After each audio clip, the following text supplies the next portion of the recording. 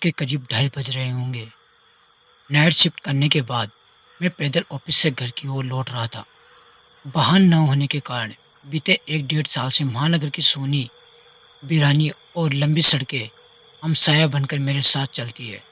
बाप रे! इतनी लंबी लंबी और भूतिया सड़कें खत्म होने का नाम ही नहीं लेती। बस चलती रहती है, चलती रहती है, रुकने का नाम ही नहीं लेती। कहीं ऐसा घनघोर अंधेरा कि पैर कहाँ पड़ रहे हैं पता ही नहीं चले, तो कहीं खंभों के लाइट से फूटते सफ़ेद झिलमिलाते प्रकाश में नहाती सड़कों की खूबसूरत देखते ही ये बनती है।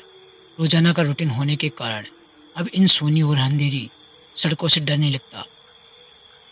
इन्हीं सूने और बिरानी रास्तों पर दिन भर इतना हैवी ट्रैफिक और चहल पहल रहती है कि एक कदम पैदल चलना भी दुर्भर हो जाए। मई और जून की गरम गर्मी के साथ माथे से चूता पसीना, और ऐसे में अचानक हल्की हल्की ठंडी चलने लगे। माथे के पसीने से टकराती ठंडी हवा कितनी शीतलता प्रदान करती है। ऐसे में कौन बेवकूफ़ होगा जिसका मन गुनगुनाने को नहीं करेगा। गुनगुनाने के साथ मैं आगे बढ़ ही रहा था कि अचानक आंखें एक जगह पर जाकर ठिठक गई। सड़क किनारे एक सव्य सी अधेड़ महिला खड़ी दिखाई दी। करीब 100-125 फीट की दूरी पर खड़ी होगी। कंधे पर छोटा सा बैग लटका था। वहीं पैर के पास भी एक ब्रीफकेस जमीन पर रखा दिखाई दिया। सफ़ेद प्रिंट वाली साड़ी से जिस करीने से उसने अपना सिर ढक रखा था, उससे तो वो किसी भी भले घर की गृहिणी लग रही थी। लेकिन इतनी रात को, वो भी यहाँ, और इस शहर के भीतर से गुजरने वाले हाईवे पर कुछ अजीब सा लगा। हो सकता है मायके या ससुराल वालों ने बस में बिठा दिया हो और किसी कारण बस लेट होने पर महिला को देर रात यहाँ उतरना पड़ा हो। शायद उसका घर यहीं कहीं आसपास ही होगा, या फिर शायद सवारी ऑटो या रिक्शे का इंतजार कर रही होगी। लेकिन इतनी रात गए रिक्शा कहाँ मिलेगा। शायद घर का कोई परिजन गाड़ी लेकर आ रहा होगा। शायद शायद सोचते हुए मैं उसके बहुत करीब आ गया। नज़रों से नज़र टकराई, मगर वो जरा भी नहीं झेपी। मेरी आंखों में बराबर देखती रही। उसकी आंखों में डर का नामो निशान नहीं था।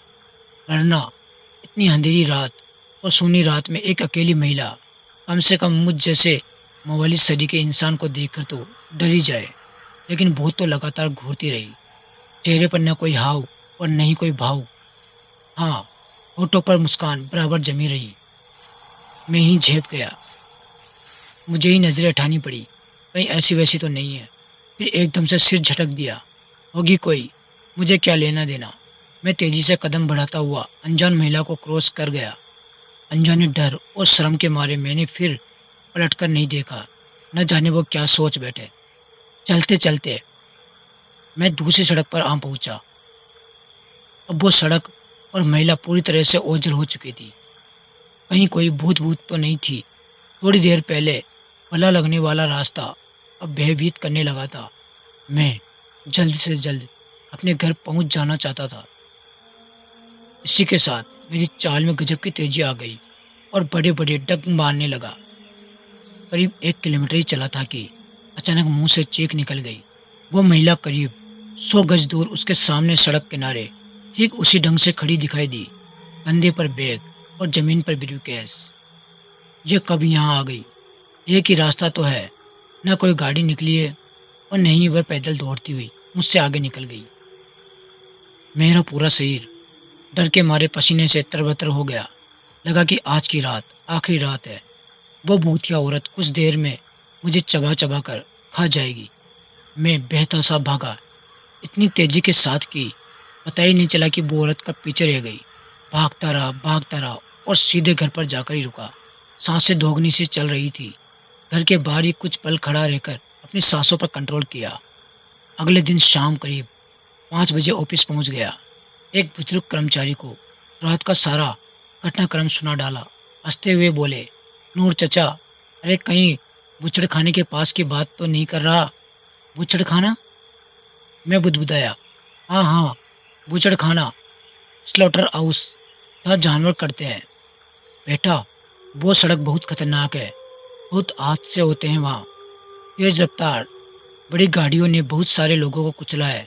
सुना है कि कई साल पहले बस का इंतजार कर रही एक औरत को भी एक ट्रक ने रोन डाला था। तुझे ही नहीं, बहुत सारे लोगों को दिख चुकी है। लेकिन बेटा, भली औरत की रूह लगती है, कभी भी किसी को नुकसान नहीं पहुंचाती। मैं हैरान था और परेशान भी।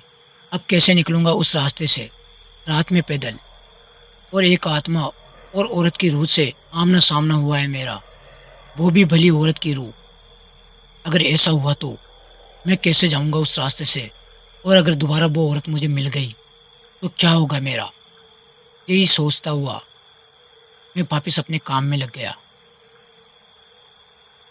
तो दोस्तों, कैसी लगी आपको ये कहानी, हमें कमेंट करके ज़रूर बताएं। और अगर आपको ये कहानी अच्छी लगी हो तो प्लीज़ वीडियो को लाइक, शेयर और एक प्यारा सा कमेंट ज़रूर करें। इससे हमें और कहानी बनाने के लिए मोटिवेशन मिलता है। और आप ऐसी कहानियाँ सुनने के लिए चैनल को सब्सक्राइब करके बेल आइकन को प्रेस करें, ताकि आपके पास सभी वीडियो का नोटिफिकेशन आ सके। अगर आपके पास भी ऐसी कोई भूतिया कहानी या आपके साथ घटी कोई कहानी हो तो आप हमें हमारी इंस्टाग्राम आईडी पर शेयर कर सकते हैं। हमारी इंस्टाग्राम आईडी है द हॉरर नाइट यूट्यूबर। तो मिलते हैं एक और ऐसी ही नई भूतिया कहानी के साथ। तब तक के लिए धन्यवाद।